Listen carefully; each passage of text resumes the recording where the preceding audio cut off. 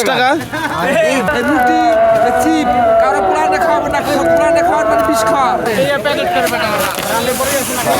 আজ আমরা অভিযোগের ভিত্তিতে শেখপুর বাজারে গিয়েছিলাম। বাঁশকান্দি ইউনিয়নে অবস্থিত একটি বাজার, সেখানে একটি কার্ট পাওয়া যায় যেখানে অবৈধ শিশু খাদ্য অর্থাৎ ভেজাল সামগ্রী, ভেজাল শিশু খাদ্য এবং ভেজাল সিগারেট এবং নকল খাদ্য সামগ্রী পাওয়া যায়।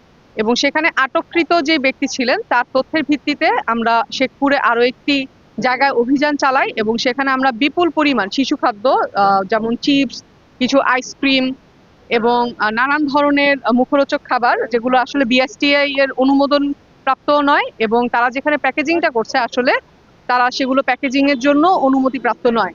এবং সেখানে দেখা যাচ্ছিল কিছু নামি দামি কোম্পানি যেমন বোম্বে সুইটসের পটেটো ক্র্যাকার্সের যে প্যাকেটগুলো আছে ওয়ালটন এসি এক্সচেঞ্জ অফারে এখন যে কোনো ব্র্যান্ডের পুরাতন এসি বদলে নতুন ওয়ালটন এসিতে উপভোগ করুন 25% ছাড়। Walton air conditioner, comfort without compromise.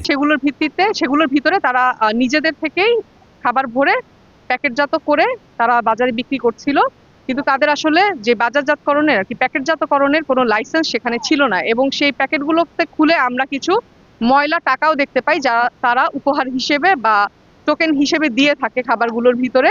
এবং সেই টাকাগুলোর যেই মান সেগুলো দেখা যাচ্ছিল খুবই ময়লা এবং ছেঁড়া টাকা। আসলে যা আমরা পেয়েছি ওভারঅল সেটা খুবই অস্বাস্থ্যকর একটা খাবার।